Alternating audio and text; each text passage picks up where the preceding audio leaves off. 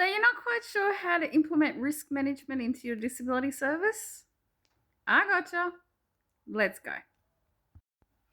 So we've just talked about the form that we use from onboarding, reviewed every 12 months or as required for risk management, but with the participant side of it.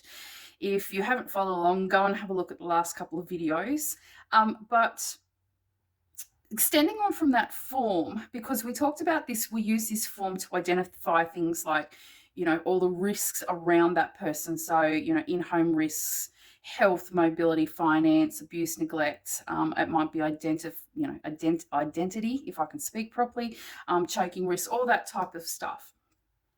Let's extend on that and extend on these different elements here, because this here and all these little sort of elements and how to manage the risk that's been identified using this form is where we see the concept of a support plan or a care plan. Now, if you've got a nursing background, most of us are used to using the word care plan, but in disability, it's usually a support plan. Now, just to clarify, there is a couple of different types of support plans. There is a general support plan, which you would use for, say, abuse, neglect, in-home, social community, finance risks, sometimes mobility, depending, so health related general support plans. But then we have high intensity support plans.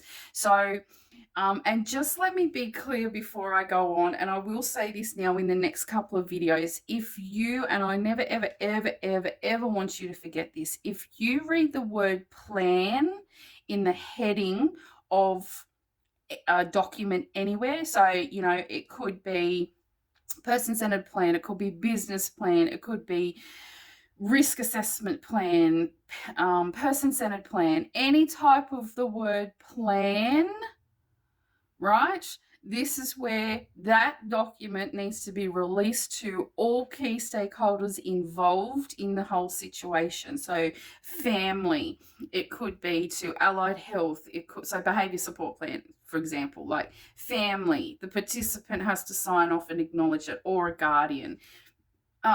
All your staff need to be trained into that plan. So you have to release any document that's got the word plan in it. It has to be released, acknowledged, understood, signed off, and returned back to the participant's file, or to, could be, say, for internal staff training purposes, if you have a training folder somewhere, but it's got the word plan. So we're talking about support plans at the minute. So any type of support plan that manages it, because obviously the form here identifies the risk, but how we actually manage the risk with a participant is that we implement support plans or care plans, okay? And then following actions need to be done.